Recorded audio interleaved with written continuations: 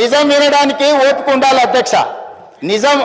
నిజం అనేది కొంచెం చేదుగుంటుంది అధ్యక్ష. ఈ చేదు గుళికలు కొంచెం మింగాల్చి, ఎందుకంటే 10 ఏళ్ళు చేసిన పాపాలకు ఇది తప్పదు అధ్యక్ష. ఇది చాలా చిన్న శిక్ష అధ్యక్ష. ప్రజలు విధించిన శిక్ష ముందు ఇది చాలా చిన్నది, వినాలి వాళ్ళు, ఎందుకంటే మంచి చెప్తున్నప్పుడు నేర్చుకోవాలి.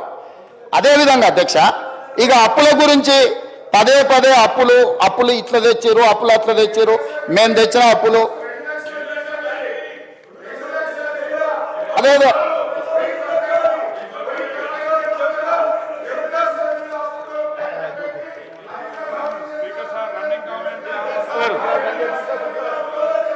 హరీష్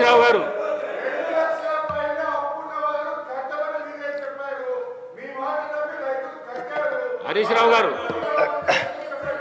అధ్యక్ష, అవకాశం వచ్చినప్పుడు అధ్యక్ష, నేను మళ్ళీ తమరి ద్వారా చెప్తున్నా, మాట తప్పని మడమ తిప్పని రాజకీయ పార్టీ కాంగ్రెస్ పార్టీ. 2004లో కరీంనగర్ గడ్డ మీద శ్రీమతి సోనియా గాంధీ గారు తెలంగాణ ప్రజల యొక్క ఆకాంక్ష నాకు తెలుసు, మీ ఆకాంక్ష నెరవేరుతుందని చెప్పి చంద్రశేఖరరావు గారు సభలో లేకపోయినా, అధ్యక్ష ఇది వినాలి, తెలంగాణ సమాజానికి తెలవాలి, హరీష్ రావు గారు తెలంగాణ బిల్లు సభలోకి వచ్చినప్పుడు చంద్రశేఖరరావు గారు సభలో లేకపోయినా సెంట్రల్ హాల్లో వారు గప్పాలు కొడుతున్నా తెలంగాణ బిల్లు పాస్ చేసి తెలంగాణ రాష్ట్రం ఇచ్చిన గొప్ప నాయకురాలు సోనియా గాంధీ గారు. ఇది నేను కాదు, ఇక్కడనే నిలబడి మాట్లాడింది చంద్రశేఖరరావు గారు. తెలంగాణ రాష్ట్రానికంటే ముందు వారి ఇంటికి వెళ్ళి ఆడ అరుస్తున్నాయన బోర్ల బొక్కలు వండుకొని సోనియా గాంధీ గారికి కాళ్ళు పట్టుకొని నమస్కారం పెట్టిన సంగతి అప్పుడే మర్చిపోయినారు. ఎందుకంటే కృతజ్ఞత లేని మనుషులను మనం ఏం ఆశించలేము. సో ఈరోజు ఆంధ్రప్రదేశ్లో పార్టీ పూర్తిగా చచ్చిపోయిన, కేంద్రంలో అధికారం కోల్పోయిన 4 కోట్ల తెలంగాణ ప్రజలకు ఇచ్చిన మాట నిలబెట్టుకోవడానికి శ్రీమతి సోనియా గాంధీ గారు తెలంగాణ రాష్ట్రం ఇచ్చింది. కాబట్టి ఆమె దయ వల్ల ఏర్పడ్డ తెలంగాణ రాష్ట్రంలో 2 సార్లు ముఖ్యమంత్రి 10 సంవత్సరాలు వెళ్ళి 100 సంవత్సరాల విధ్వంసం చేసి 1000 తరాలకు సరిపోయేటంత ఆస్తిని కొల్లగొట్టే అవకాశం మీకు వచ్చిందనంటే సోనియా గాంధీ గారి దయ వల్ల. కాబట్టి దయచేసి సోనియా గాంధీ గారి గురించి మాట్లాడేటప్పుడు కొంచెం మౌనంగా వింటే మర్యాద ఉంటుంది మీకని నేను చెప్తున్నా అధ్యక్ష. అదేవిధంగా అధ్యక్ష అప్పుల గురించి మొన్న వరుసగా చర్చ జరిగింది. మా మిత్రుడు ఆర్థిక మంత్రి బట్టి విక్రమార్క గారు మొదటి శాసనసమావేశంలోనే ఆర్థిక శ్వేతపత్రం ప్రవేశపెట్టిండు. ఆర్థిక శ్వేతపత్రం మీద ఆ రోజు చర్చ జరిగింది.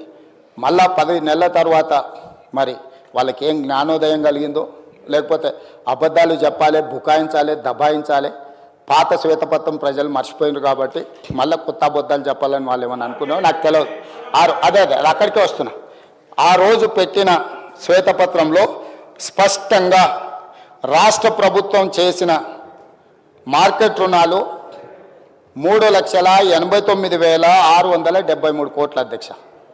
అదేవిధంగా స్పెషల్ పర్పస్ వెహికల్స్ కార్పొరేషన్స్ గ్యారంటీలు ఇచ్చి ప్రభుత్వమే చెల్లించే రుణాలు అధ్యక్ష 1,27,208 కోట్లు యాక్చువల్గా ఆ రోజు శ్వేతపత్రంలో పెట్టింది.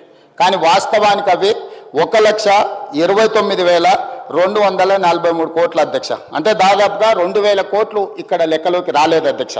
అదేవిధంగా ప్రభుత్వ గ్యారంటీతో కార్పొరేషన్లు తీసుకున్న రుణాలు కానీ కార్పొరేషన్లే చెల్లిస్తాయి అనేది ప్రభుత్వం చెప్పిన మాట అధ్యక్ష. అవి ఒక 95,462 కోట్ల అధ్యక్ష. అదేవిధంగా ఏ గ్యారంటీ లేకుండా వివిధ కార్పొరేషన్లు తీసుకున్న రుణాలు 59,414 కోట్ల రూపాయలను పెట్టారు అధ్యక్ష. టోటల్గా ఆ రోజు శ్వేతపత్రం పెట్టినప్పుడు 6,71,757 కోట్ల రూపాయలు అప్పులు అని చెప్పి బట్టి విక్రమార్క గారు ఆనాడు ఆర్థిక శ్వేతపత్రాన్ని ఈ సభలో ప్రవేశపెట్టి దాని మీద సుదీర్ఘమైన చర్చ జరిగింది. అందరు సభ్యులు చెప్పిండ్రు, బయట కూడా ప్రశంసలు అందుకున్నాం, సభను బాగా నడిపారు, అందరికీ అవకాశం ఇచ్చిండ్రు అని. ఎందుకంటే నిజాలు వాస్తవాలు ప్రజలకు తెలవాలి కాబట్టి చర్చ చేసింది. ఇవి కాకుండా ఆ రోజు ఈ లెక్కలో చెప్పని ఏంటి అధ్యక్ష అంటే వీళ్ళు పనులు చేయించుకొని బకాయిలు పెట్టి అంటే ఇప్పుడు సర్పంచులు ధర్నాలు చేస్తారు. ఆ సర్పంచులకు ఎన్నికలలో వాళ్ళని ఉపయోగించుకుందామని వాళ్ళకి శాంక్షన్స్ ఇచ్చి వాళ్ళతో పనులు చేయించి వాళ్ళ బిల్లులు ఇవ్వకుండా పెండింగ్ పెట్టినాయి. హాస్టల్స్లలో SC ST BC minority welfare హాస్టల్స్లో పిల్లలకు బకాయిలు పెట్టినాయి. అదేవిధంగా ఫీజు రియంబర్స్మెంట్లు బకాయిలు పెట్టినాయి. అదేవిధంగా రాజీవ్ ఆరోగ్యశ్రీలో పేదల వైద్యానికి బకాయిలు పెట్టినాయి.